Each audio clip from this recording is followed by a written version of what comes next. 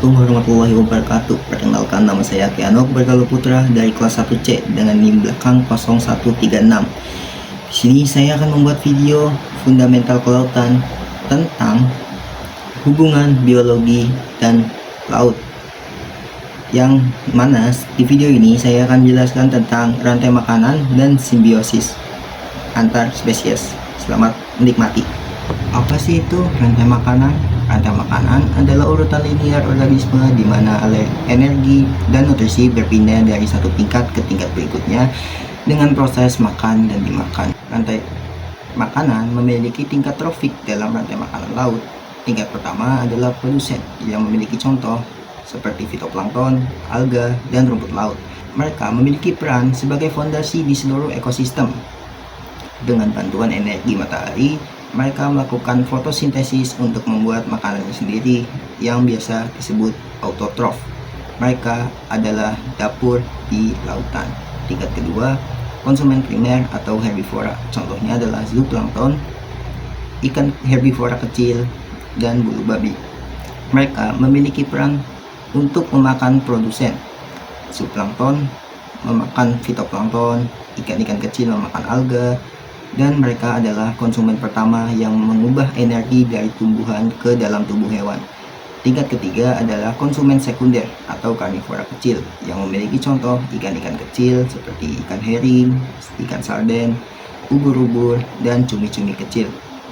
Mereka memiliki peran memakan konsumen primer seperti ikan sarden memakan zooplankton dan seterusnya. Tingkat keempat yaitu konsumen tersier atau karnivora besar. Contohnya seperti ikan tuna, ikan hiu karang, dan singa laut. Mereka memiliki peran sebagai pemangsa puncak tingkat menengah yang memakan konsumen sekunder. Tingkat kelima adalah karnivora puncak atau apex predator.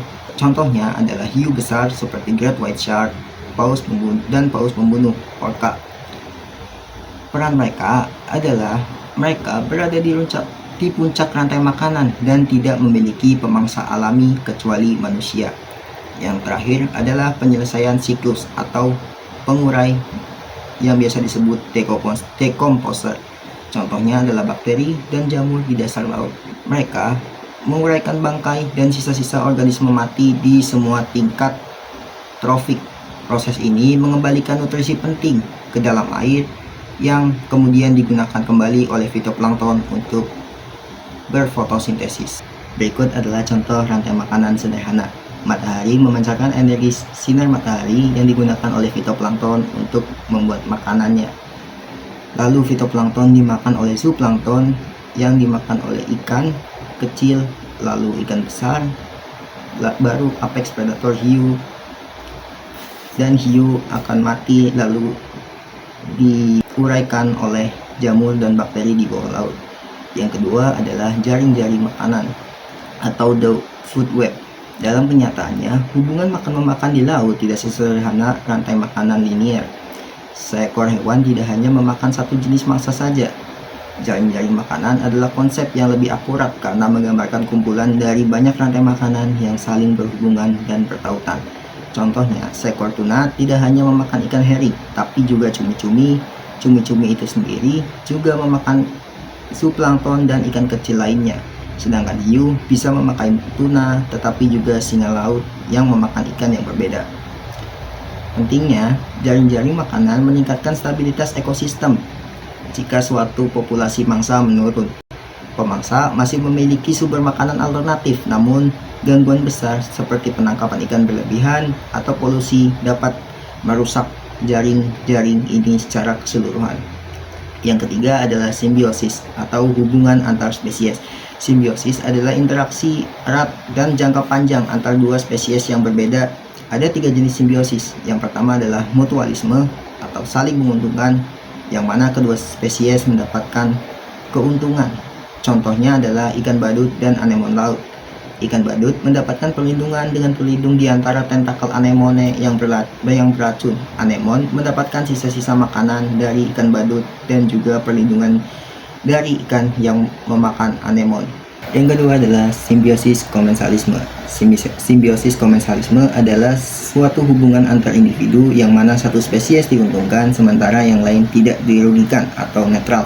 Contohnya adalah ikan remora dan ikan hiu, yang mana ikan remora memiliki semacam penghisap di kepalanya untuk menempel pada tubuh hiu, dan remora diuntungkan dengan mendapatkan sisa-sisa makanan dari mangsa hiu serta transportasi gratis. Sedangkan hiu tidak dirugikan maupun diuntungkan secara signifikan. Yang ketiga adalah simbiosis parasitisme, yang mana satu spesies diuntungkan sementara yang lain dirugikan. Contohnya adalah kutu dan ikan. Kutu ini menempel pada insang, kulit, atau sirang ikan untuk menghisap darah atau cairan tubuh. Kutu mendapatkan makanan, sementara ikan inang menjadi lemah, stres, dan rentan penyakit. Kesimpulannya, ekosistem laut adalah suatu jejaring kehidupan yang sangat kompleks dan dinamis. Rantai makanan dan jari-jari makanan mengatur aliran energi, sementara berbagai kehidupan simbiosis menunjukkan ketergantungan antar spesies.